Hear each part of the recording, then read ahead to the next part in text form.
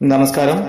മലയാള സിനിമയിലെ രൂപത്തിലും ഭാവത്തിലും വ്യത്യസ്തമായ അഭിനയ മികവ് ബിഗ് സ്ക്രീനിൽ കാഴ്ചവെച്ച നടനാണ് ശങ്കരാടി. ശബ്ദം കൊണ്ടും ഭാവം കൊണ്ടും പ്രേക്ഷകരെ വശീകരിക്കുവാനുള്ള നൈസർഗികമായ കഴിവുള്ള ഒരു നടനായിരുന്നു അദ്ദേഹം. നിഷ്കളങ്കനായും ലോലഹൃദയനായും പാരവയ്ക്കുന്ന അമ്മാവനായും രാഷ്ട്രീയക്കാരനായും ഒക്കെ നിരവധി വേഷങ്ങൾ നിറഞ്ഞാടിയ ശങ്കരാടി കുഞ്ചാക്കോ ബോബന്റെ കടലമ്മ എന്ന സിനിമയിലൂടെയാണ് ബിഗ് സ്ക്രീനിൽ എത്തുന്നത്.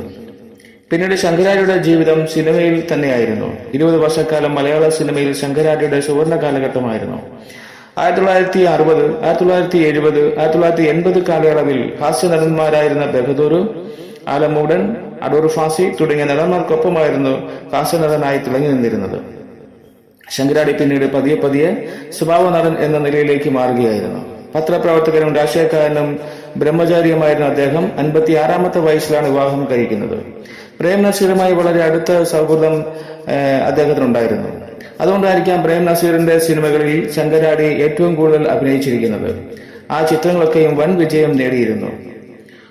ഒപ്പം ശങ്കരാടിയും കൂടുതലും ജനശ്രദ്ധ നേടിയിരുന്നു.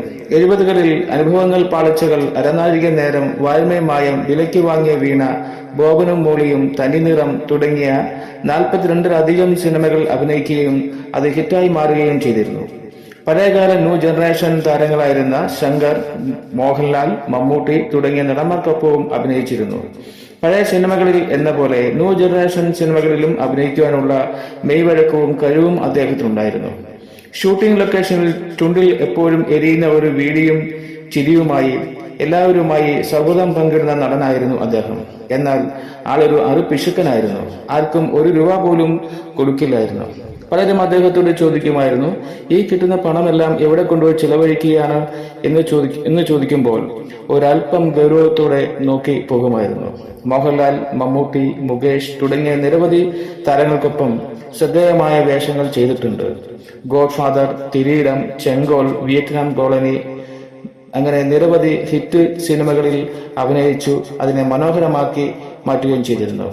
മലയാള സിനിമയിൽ എന്നും പ്രേക്ഷകർക്ക് ഓർത്തുവെക്കുവാൻ നിരവധി വേഷങ്ങൾ സമ്മാനിച്ചിട്ട് 2001 ഒക്ടോബർ 8 രാത്രി 10 മണിക്ക് ചെറായിൽ വീട്ടിൽ വെച്ച് 77-ാമത്തെ വയസ്സിൽ ജീവിതത്തിന്റെ ബിഗ് സ്ക്രീനിൽ നിന്നും വിട പറഞ്ഞു പോയി.